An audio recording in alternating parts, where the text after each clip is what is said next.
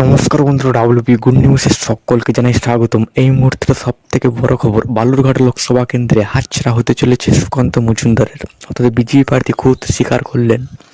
তো সমীক্ষা কি বলছে, অর্থাৎ চলুন জেনে নিই। দেখবো বালুরঘাট লোকসভা কেন্দ্র, বালুরঘাটের কি ছিল 2019-এর ফলাফল, 2021-এর ফলাফল কি ছিল একবার দেখে নেবো।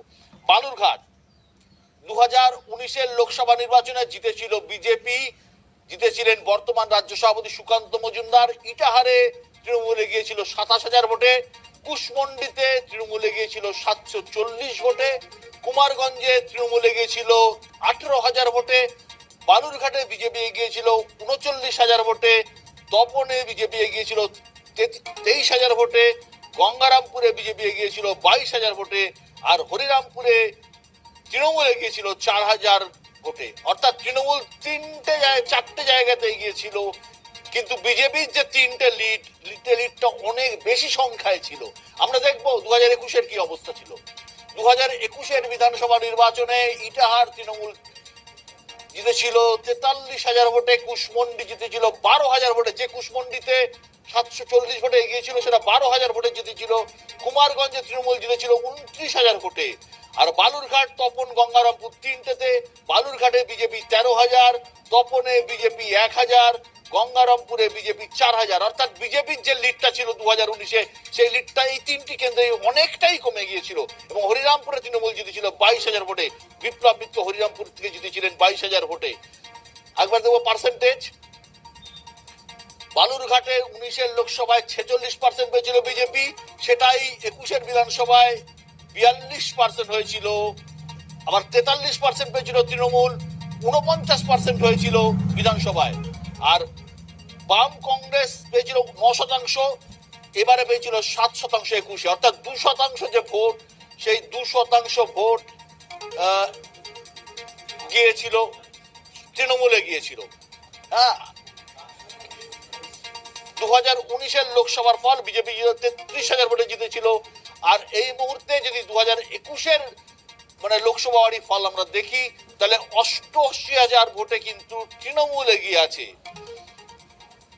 বালুরঘাটের প্রার্থী এই মুহূর্তে আমার সঙ্গে রয়েছেন বিপ্লব মিত্র। বিপ্লব দা, নিউজ 18 বাংলা আপনাকে স্বাগত। কেমন হলো ভোট? ধন্যবাদ। খুব ভালো ভোট হয়েছে, শান্তিপূর্ণ পরিবেশে, আবহাওয়ায় ভোট হয়েছে সমস্ত লোকসভা কেন্দ্রে। কোনো জায়গার থেকে কোনো রকম আমাদের খারাপ কোনো খবর আসেনি, ভায়োলেন্স অথবা কোনো গন্ডগোল বা কোনো আমি নিজেও ঘুরে বেড়েছি, তাতে কোথাও আমরা অশান্তির কোনো ব্যাপারটা দেখিনি আমরা। বিপ্লব দা, বালুরঘাট তো বিজেপির প্রেস্টিজ ফাইট, খোদ রাজ্য সভাপতি প্রার্থী বিপ্লব মিত্র কি পারবেন অঘটন ঘটাতে?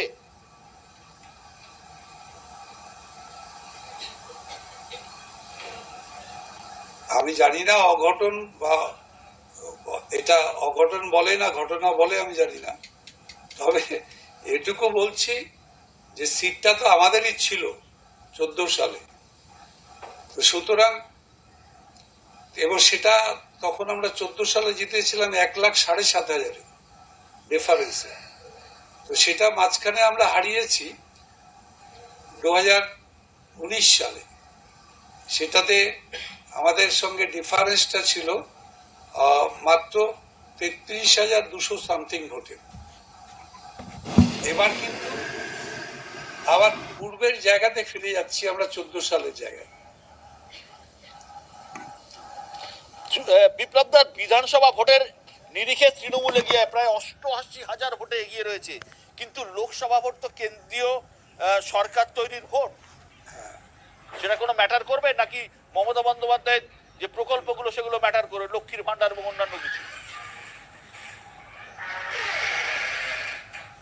না না, এটা নিয়ে আপনার কোনো ব্যাপার নাই, কারণ এই যে সারা বছর 365 মানুষের কাছে পৌঁছে যাওয়া, ঘরে বাড়িতে পাড়ায়, এবং এই যে বিভিন্ন প্রকল্পগুলো যেগুলো মমতা ব্যানার্জির নেতৃত্বে পশ্চিমবাংলায় চালু হয়েছে, লক্ষ্মীর ভান্ডার থেকে আরম্ভ করে, কন্যাশ্রী থেকে আরম্ভ করে, রূপশ্রী থেকে আরম্ভ করে, আমাদের সবুজ সাথী থেকে আরম্ভ করে দুয়ারে সরকার থেকে আরম্ভ করে বিভিন্ন যে প্রকল্পগুলো মমতা ব্যানার্জি যেগুলো চালু করেছেন পশ্চিমবাংলায় এই 13 বছরের মধ্যে, এগুলোর একটা বড় এফেক্ট তো এটা পড়বেই। বিপ্লব দাস, এবারের ভোটে সুকান্ত মজুমদার অস্ত্র করছেন রেলকে, রেলে চড়েই তিনি দিল্লি পৌঁছতে চান, আপনি কি বলবেন?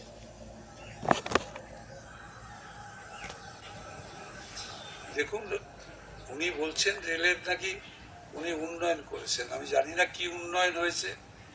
আমরা তো মমতা ব্যানার্জির নেতৃত্বেই প্রথম আমরা বালুরঘাটের মানুষ রেল চড়ার সুযোগ পেয়েছি।